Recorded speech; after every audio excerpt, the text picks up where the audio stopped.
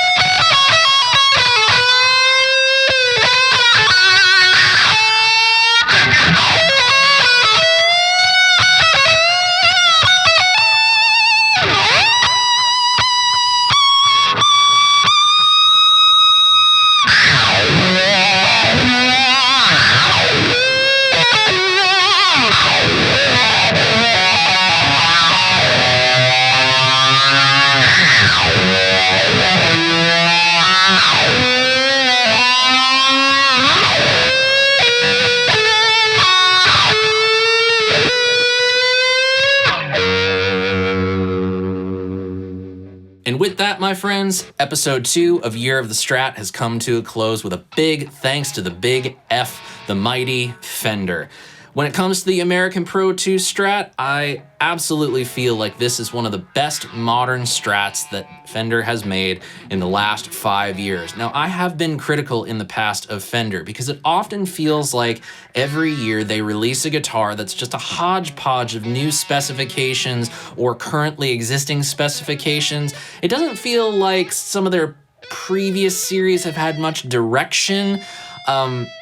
I don't know, that's just the way that I feel about it. But I'm gonna say this about the American Pro II. Although it's not anything particularly game-changing, I will say that the sum of all the parts equals for a very pleasant Stratocaster experience, getting you the classic sounds that you want, adding in some cool mods to make sure that you can get more out of those sounds, and overall, it's just an incredibly comfortable playing guitar. The whammy bar system on this functions excellently. It's very smooth, low noise, and can go from subtle to extreme, which is kind of what we all want in a good whammy bar system. It does have a tendency to go in and out of tune, and on some strings more than others, but there are some ways that you can work around it, so it's really more of a shortcoming than a deal breaker for me. But is it going to be the one? Is this going to be the Strat added to the arsenal?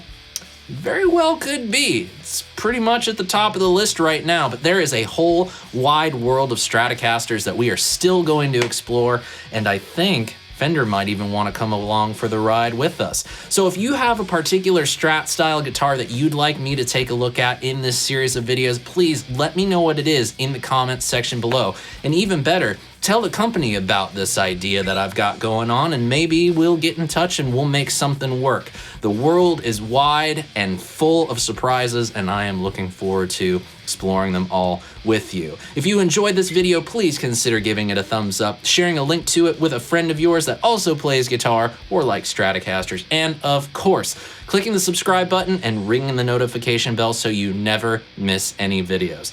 Thank you so much for your support in 2020. I look forward to more fun with all of you in 2021. And until next time, friends, I'm SeanPierceJohnson, wishing you all out there great tone, great health, and of course, happy stomping. Cheers, friends. I'll see you in the next one. God bless.